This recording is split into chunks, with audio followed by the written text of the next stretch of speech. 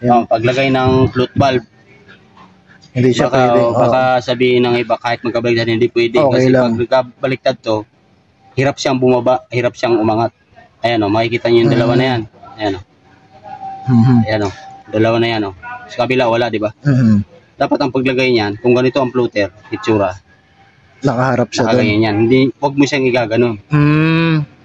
Kasi pag ginanon mo to, yung pinakatulis ito, nakagilid siya dito banda. Ngayon, pag umangat yan, pwedeng hindi to masushoot sa butas. Dito, nandito na siya sa gilid. Kaya magugulat ka, puro overflow. Overflow na. Mangyayari. Kaya dapat pag ganito. Tama dapat. Yan. May ganyan. ano rin. Yan, yung dalawa. Dapat ganyan ang paglagay. Parang nakahalap siya sa floater. Yan, nakahalap sa floater.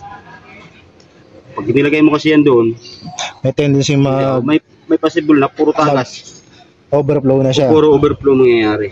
Yan, ganyan lang. Lagay mo siya. Kasi ang trabaho ng carburetor, ito ay floater.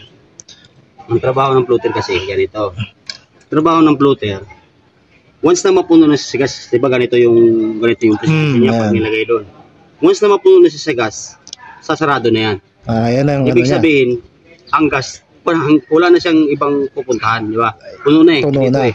Puno na dito. Ngayon pagka habang binibirit mo, nababawasan, bababa din siya. Siya yung nagbabalance ng gasolina. Siya yung nagbabalance ng gas palabas dito. Kaya hindi rin pwede na magbara ito. Yung sa pinaka floater niya. Float valve. Kasi minsan, di ba, pagka nagkabaliktad to, tagilid yung pagkalagay nito, tagilid. Minsan nakaangat yan eh. Akala mo nakababa yun.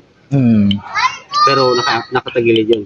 Ngayon, malalaman mo rin naman kung singaw din yung float valve. Pag ganito, pagka inihipan mo to, pag meron ka maihipan dyan, tumagos yung ihip mo, may problema yung float valve.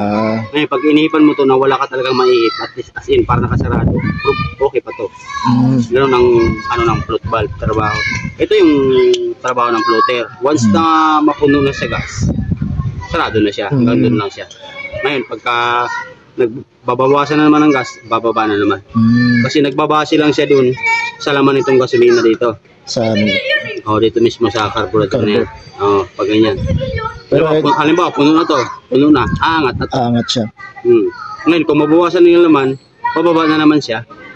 Tapos pag napuno na naman, sarado na naman siya. Kaya wala kang makikitang overflow pag okay pa yung float valve. Pero pag sira ng float valve mo, magugulat ka.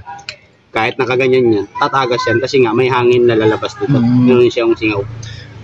Yun yung paliwanag doon sa mga dapat naglalaro siya, di ba? Dapat naglalaro. Naglalaro talaga. Hindi pwede na hindi naglalaro. Pag hindi naglalaro yan, wala. Wala rin. Overflow din.